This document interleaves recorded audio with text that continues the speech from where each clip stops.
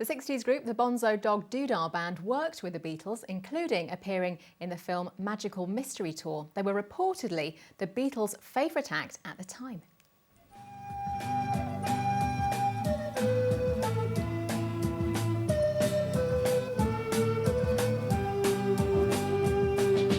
I'm the urban spaceman, baby, I've got speed.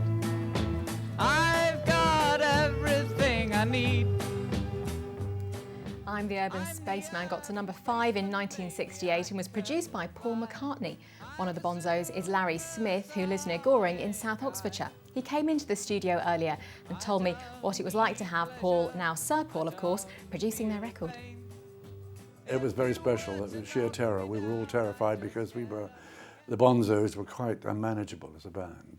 But we were there on time. We went to the Chapel Studios in Bond Street. And at 10 o'clock on the dot, Paul came in and said, "Hello, everybody. Hello, hello, hello." And he sat down at the grand piano and said, "Come round." And we all gathered round. Those terrible programs. And he said, "I wrote this last night. Hey Jude, don't bring me down," or whatever the lyric is. Sorry, Paul, I don't know. So you were the first people to hear I Hey guess Jude? we were the first band to hear Hey Jude, and apart from his cat and his nanny or his wife. So it was very special. And I think Neil said at the end of it, it went on a bit. He said, "It goes on a bit, doesn't it?" God. It does a bit though, doesn't it? It does a bit, you're right. But we got down to business and we did Urban Spaceman in about 2 minutes, 8 seconds. No, it was wonderful to work with him. He just knew exactly what he wanted and told me what to do on the kit and played the ukulele and blah, blah, blah. It was wonderful, magic. You were in Magical Mystery Tour. Yeah. Now, the BBC documentary Strand Arena has got a documentary about the making of the Magical Mystery Tour. You're in it for quite a short little burst. How much time did you actually get to spend with the Beatles during the making of the film?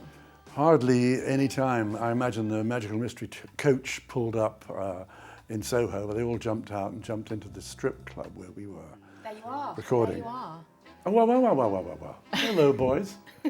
And it's quite outrageous. You've got to watch this thing. It's very good tomorrow night, by the way. So it was literally, we were filming and we could see John and Paul in the audience clapping like mad. And then they zoomed off. So we didn't meet them until the wrap party in the Lancaster Hotel, which was great fun because John arrived as a rocker and Paul was a Pearly King and Queen and Jane Asher, who was going out with him at the time. And we got on stage with the Beach Boys and it was a mad, mad night. But it's a good film, so we should all watch it tomorrow. You became very good friends with George Harrison, didn't you? I did. You would go around to see him and stay at Friar Park, which is this incredible kind of Gothic-style mansion in Henley. And you would go and paint, wouldn't you? Yeah, we'd go around and George did a wonderful job restoring the place for a start because it was quite ghastly when he moved in. But he was very keen on painting and I still am a painter. We all were at art school, the Bonzos. And so we'd shin up this little tower, one of the turrets, and George would have a couple of easels all laid out, and his Winsor and Newtons and some oils, and we'd spend a couple of hours painting away. It was wonderful. He really was a special friend to you, wasn't he? Very close, very special, and I miss him greatly. But we had some mad times, and you know, what do you have when people go? The memories, you know, that's all you have, but they were great. Larry, thank you so much for coming in and sharing your memories. My pleasure. You can see the Arena documentary tomorrow evening at 9:45 on BBC Two, and the film itself follows at 10:45.